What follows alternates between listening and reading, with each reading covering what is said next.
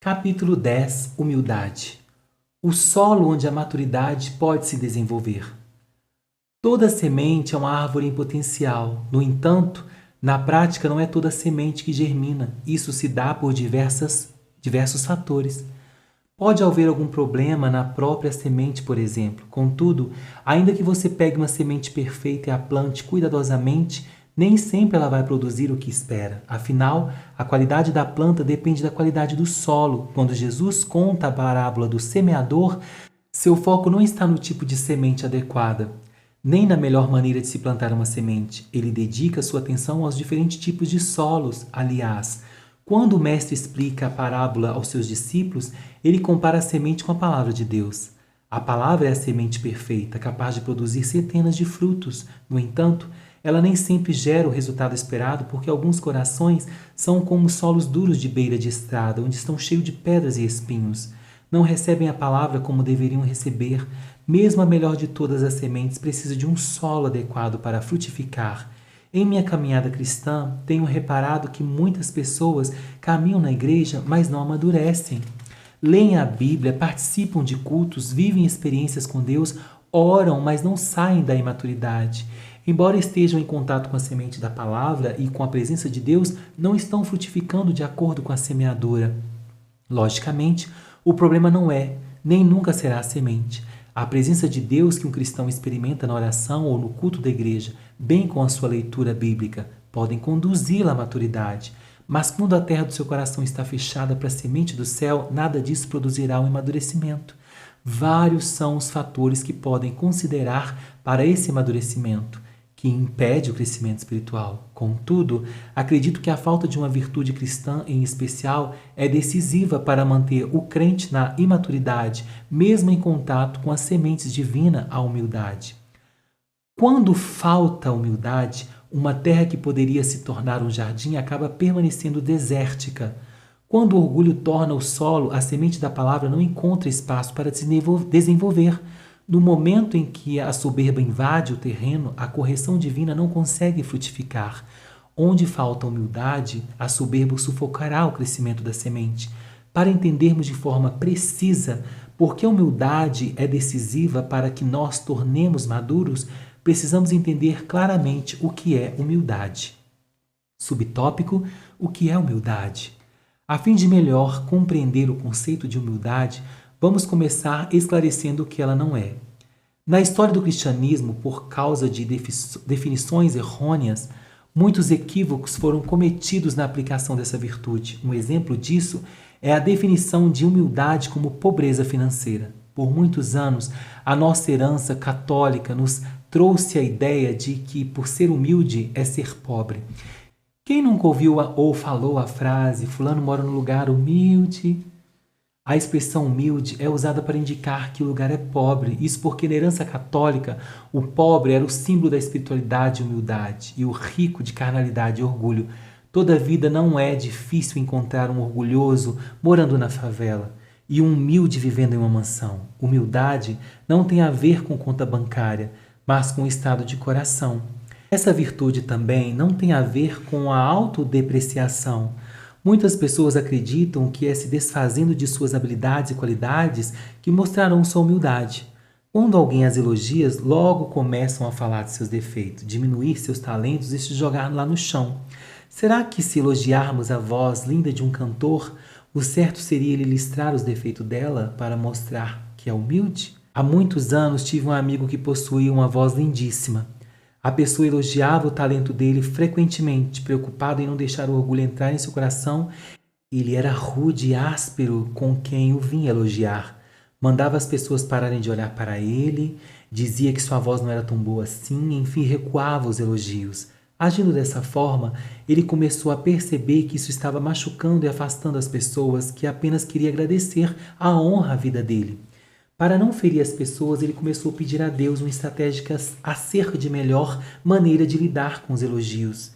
Deus deu uma ilustração a ele, a qual ajuda-nos a entender exatamente o comportamento do humilde. Ele contou que precisamos lidar com o dom de Deus como uma pessoa que vai para uma festa com uma roupa emprestada. Se todo mundo da festa elogia a beleza da sua roupa, você agradece, mas sabe que a roupa não é sua e que ao final do evento terá que devolvê-lo. Quando alguém elogia o dom de uma pessoa humilde, ela não deve se desmerecer. Ela sabe que isso não vem dela e que um dia devolverá o dom a quem lhe deu. O humilde não desmerece o dom, ele reconhece a fonte. Quando alguém elogia por ter pregado, cantado ou liderado bem, ele agradece o carinho, mas logo dá a glória a Deus, pois sabe que toda boa dádiva e todo dom perfeito vem do Pai das luzes e não dele mesmo. Quem fala mal de seu próprio dom está agindo como se aquilo viesse de si mesmo. Afinal, se eu creio que meu dom veio de Deus, como posso ter audácia de dizer que ele não presta, que é ruim ou defeituoso? Quando não reconhecemos Deus como fonte de todo dom e dádiva, temos a tendência a desvalorizar as nossas habilidades. Se há algo que ainda precisa melhorar ou algum obstáculo para o exército do dom, isso certamente vem de nós. Contudo, o humilde também sabe reconhecer que tudo o que há de bom vem de Deus. O humilde reconhece suas limitações, mas também sabe enxergar a capacidade que vem de Deus. Quando Deus o chamou, Moisés repetiu 4 vezes que não sabia falar bem e que não era o mais indicado a atender aquele chamado. Deus perguntou-lhe quem havia feito a boca e disse a Moisés que ele mesmo, o Criador, ensinaria ao servo o que ele haveria de falar. Êxodo 4, verso 10 ao 12. Já havia alguns pregadores dizerem que Moisés foi humilde ao argumentar que não tinha um dom de falar bem. No entanto, o texto bíblico nos diz que Deus ficou irado com Moisés. Ora, Deus não se irrita com os humildes. São os orgulhosos que atraem a ira divina. Quando Moisés olha para sua incapacidade e recusa o chamado, ele está sendo orgulhoso. Quando enxergamos somente nossas falhas e incapacidades, podemos dizer não ao chamado de Deus. Esse tipo de desobediência nunca será fruto da humildade. A humildade não estará completa enquanto não rendermos a nossa incapacidade à capacidade divina. Pedro reconhece sua incapacidade de pescar depois de haver tentado tanto, mas obedece ao atribuir poder à palavra. Gideão sabe que é o menor de sua casa, porém se rende ao chamado divino. Um homem humilde reconhece suas limitações e fraquezas, mas escolhe andar no poder ilimitado de Deus. Uma das definições do dicionário Aurélio acerca do termo humildade é submissão. Quando penso de forma humilde, coloco minhas opiniões e vontades em segundo plano para me submeter à vontade de Deus. A palavra humilhar em hebraico é shapel, que significa rebaixar, diminuir, colocar num plano inferior por abaixo. Quando ando em humildade, eu rebaixo, coloco num plano inferior tudo aquilo que penso e creio para que possa me submeter à opinião de Deus a meu respeito. Jesus se esvaziou e se humilhou, tomando assim a forma de servo. Quem põe abaixo aquilo que pensa ou coloca sua opinião em um plano inferior, tomará a forma de serviço. O ato de Jesus de se humilhar na encarnação não o fez tomar apenas o aspecto humano, mas o formato de serviço. A humildade tem a cara do serviço. Por isso, para ver alguém humilde, basta observar se esse alguém serve.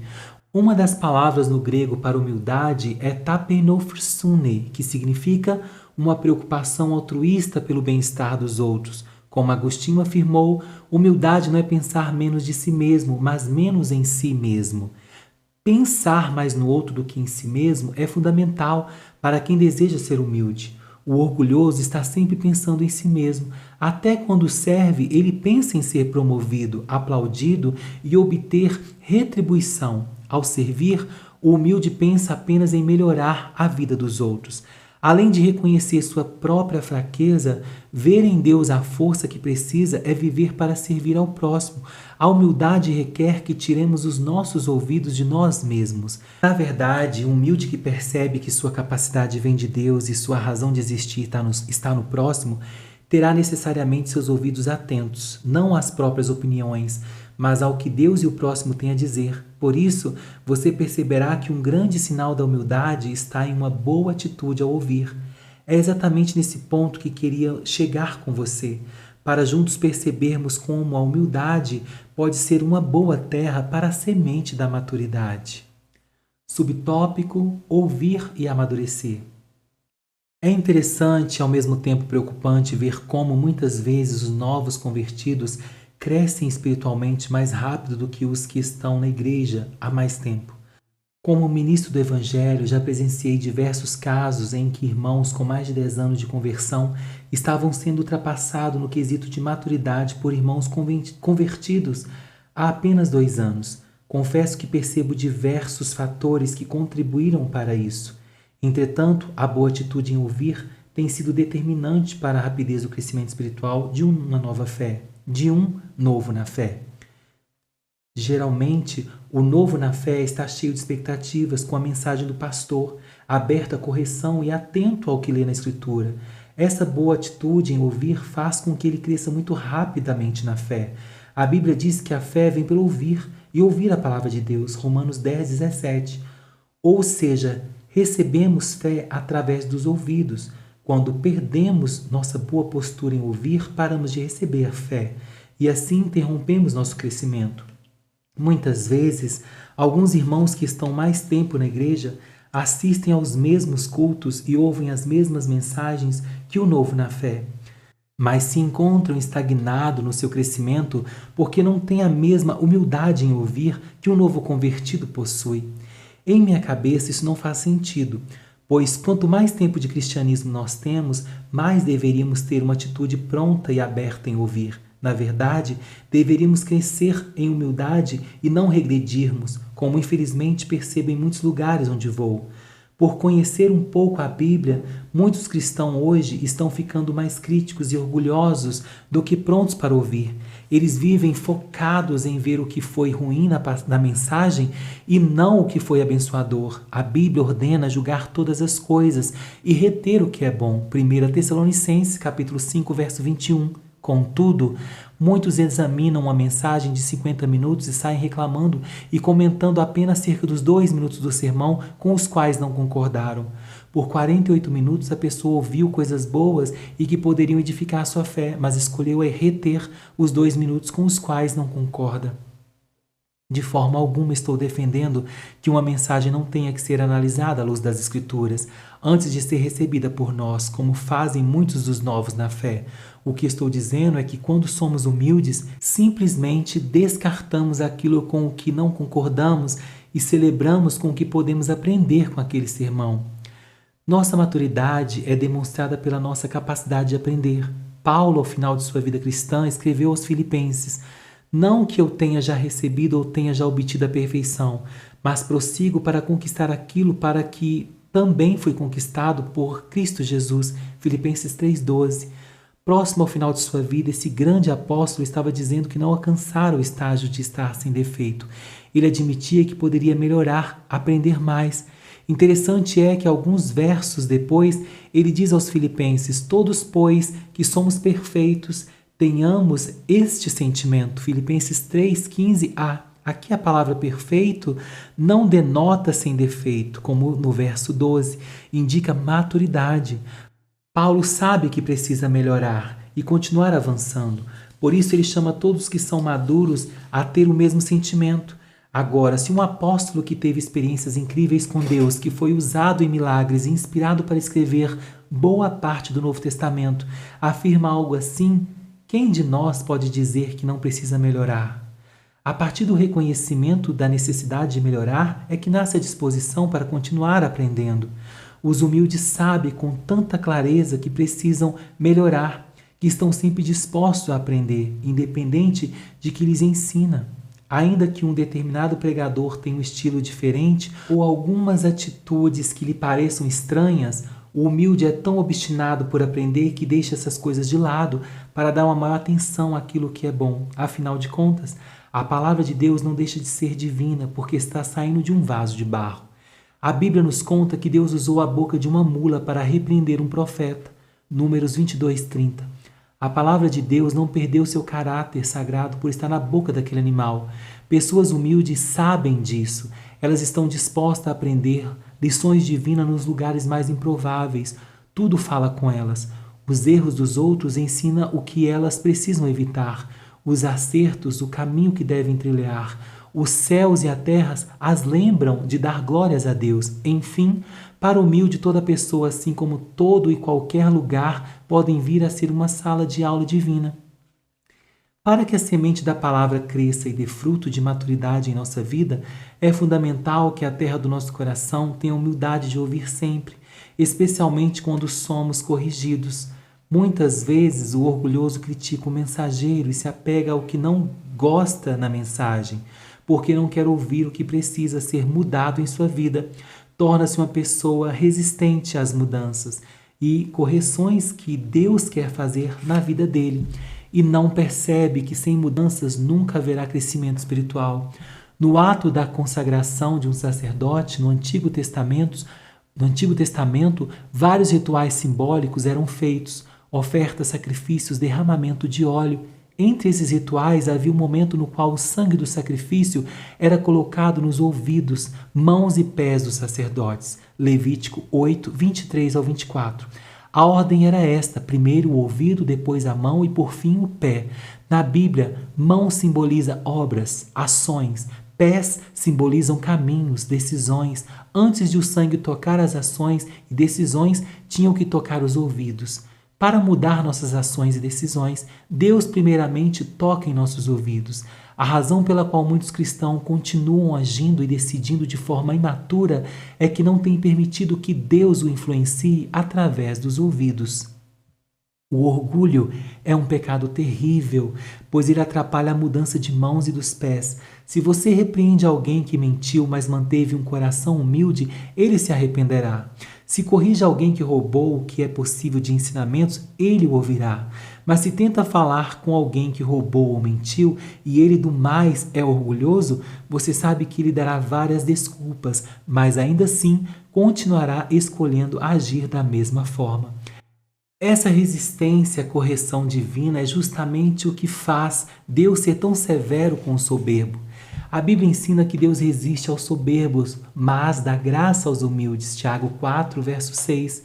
A palavra resiste no original significa opor-se, organizar-se para a batalha. Literalmente, através dessa palavra, Deus está dizendo que se tornou inimigo do soberbo.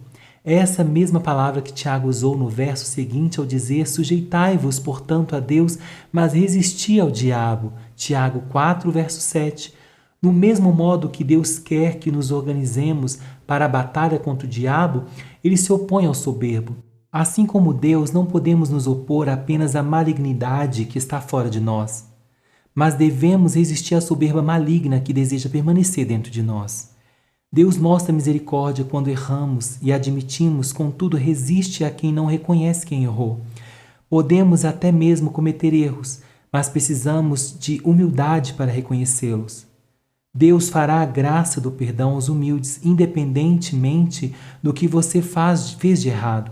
Tenha a humildade de assumir os seus erros e terá não apenas a graça de ser perdoado, mas a graça divina de crescer e sair da imaturidade. A semente eterna da palavra está sendo liberada, mas é a terra orgulhosa que não deixa a semente frutificar. Quando Deus se manifestar em sua vida, seja um solo humilde para recebê-lo, pois a humildade é a reação correta à ação de Deus. Não se contente em ficar perto da semente, certifique-se de que ela entrou em você. A humildade o ajudará nessa tarefa. Chegou o tempo da semente e terra serem sinônimos de frutos de maturidade na sua história.